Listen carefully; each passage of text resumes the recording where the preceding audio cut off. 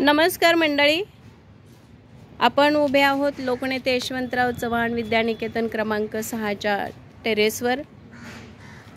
आपल्या शाळेतली ही टेरेस बाग वेगवेगळ्या कुंड्यांमध्ये वेगवेगळी रोपं अशी छान मस्त रुजली आहेत। काहींना फुलं आली आहेत,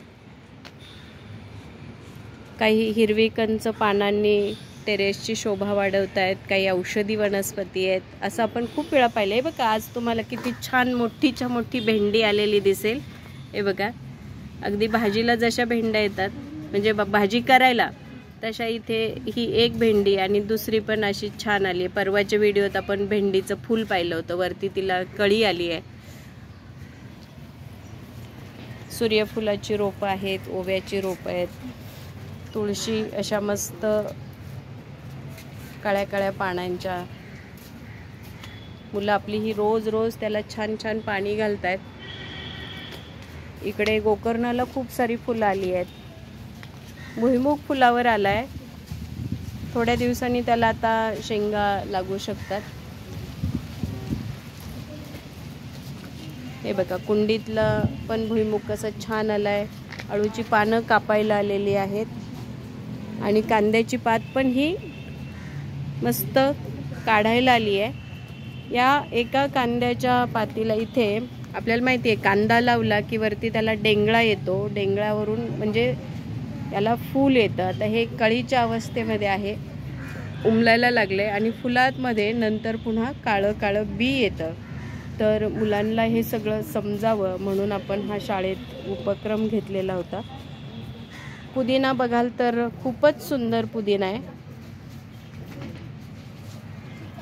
तो कांदा जर उपटला तर खाली काय निघतं मॅडम?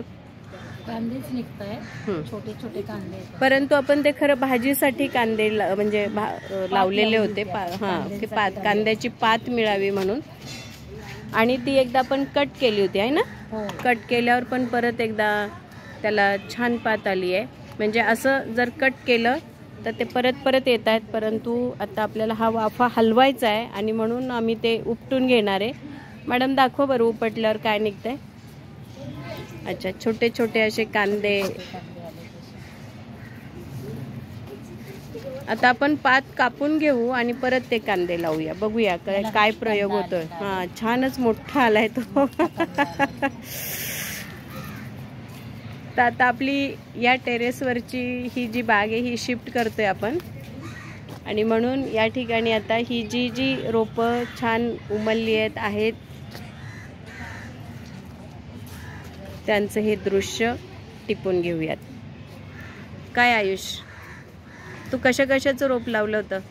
केळीचं, भोपळ्याचं। हो ना, छान। सर काय करताय? पुदिन्याचं रोप लावलेलं होतं, छान आलेलं आहे। तो पुदिना आता आपल्या वापरासाठी हा अवेलेबल आहे। कट करतोय आपण तो, आणि तो कट अशासाठी करतोय, घरी जाऊन त्याची छानपैकी पुदिन्याची चटणी करता येईल, आपल्या नेहमीच्या आहारामध्ये त्याचा समावेश आपल्याला करता येईल। पण मग तो परत फुटणार आहे का आता असं कट केलं? परत फुटणार आहे ना, तो मुळापासून अगदी आपण काढत नाही आहोत, फक्त जर खालपासून आपण काय करतोय, तो पुदिना कट करतोय। बर, पर सगळीकडे सुगंध सुटलाय की इतका तो छान सुगंध म्हणजे पुदिना आहे। आता आपल्याला ही कांद्याची पात पण कापून घ्यायची आहे। या पण कुंडीमध्ये असं छान मोठा पुदिना आला होता आणि हा पण आपण कट करतोय ना। बघा केवढं झालं, दाखवा सर केवढं झालं। बापरे सर, किती रुपयाला? किती रुपयाला? हा, आमच्या शाळेतल्या मुलांनी पिकवलेलं असं त्याचं मूल्य आपल्याला करता येणार नाही खरं तर। ऑनलाईन मॅडम तुम्ही काय करताय? आपल्याला हा वाफा आता घालवायचा असल्यामुळे रिकामा करायचा आहे म्हणून इथे असलेले कांदे सगळे तुम्ही उपटून घेतले। बघू किती निघले। वाव, आणि विशेष म्हणजे हे सगळं सेंद्रिय, म्हणजे याला कुठलंही आपण औषध मारलेलं नाही, कुठलंही केमिकल नाहीये याला, आणि त्याच्यामुळे ही अतिशय पौष्टिक अशी ही कांद्याची पात असणार आहे। कारण इथे कुठलंच रासायनिक खत आपण वापरलेलं नाही, अगदी गांडूळ खत आपण आधी मातीमध्ये मिक्स केलेली होती आणि त्या मातीवर आलेली ही कांदा पात. हे बघा कोथिंबीर पण आपण उपटून घेतली आहे. काही कोथिंबीरीला इथे फुलं आली आहेत आणि काही नाही. बघा किती सुंदर ती धण्यांची पण साईज अशी छान मोठी झाली आहे. तर एकंदरीतच आपली टेरेसवरची बाग खूपच यशस्वी झाली आहे. कोथिंबीर पुदिना जाताना मी आलेली आहे त्याची कटिंग चालू आहे. तर हे नागमोडी टाईपचा वाफा आहे. या वाफ्यातून छान अशी पात. ह्या 2 ओळी पलीकडच्या लसणाच्या आहेत आहे ना सर? हां. आणि हा आता कांदा. खूप छान झाली. सेंद्रिय खताचा वापर आणि खरं म्हणजे पौष्टिक मुलांसाठी दैनंदिन आहारामधून पात वगैरे देणं गरजेचं आहे. मुलांची जीवनशैली त्यांच्या आहारामधून आणि ते कुठे येतं काय येतं याची माहिती देण्यासाठी खूप गरजेचं आहे. आता तेवढी मूठ ठेवा बाजूला. अजून म्हणजे दुसरे एक मूठ अजून एक गड्डी निघेल त्याला. ते आपल्याला उपटून परत कुंडीत लावायचे बरं का. थोडी जागा ठेवा ना वरती तुम्हाला पकडायला.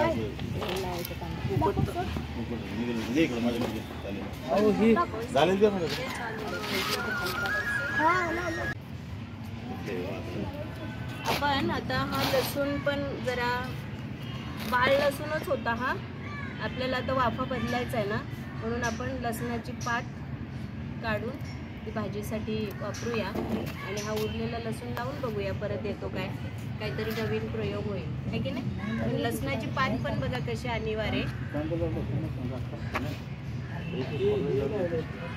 हे पहा आपल्या शाळेच्या टेरेस बागेमध्ये ही आळूची पानं खूप छान आलेली आहेत.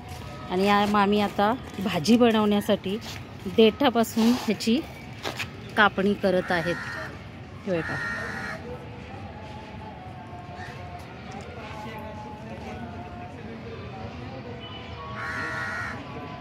देठ आणि पानं टाकून त्याची आळूची भाजी बनवली जाते. अशी खूप सारी आळूची पानं आलेली आहेत.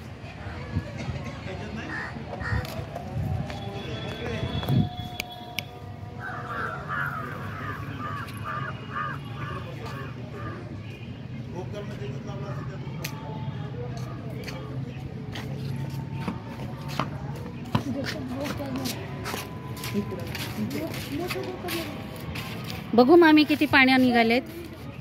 2, 3, 4, 5, 6, 11. 10-11 पानं निघालेली आहेत. आणि हे आपल्या टपामध्ये लावलेली होती आणि खूप छान अशी हिरवीगार ताजी आळूची पानं आहेत या ठिकाणी. आता मामी घरी नेऊन मस्त भाजी बनवणार आहेत.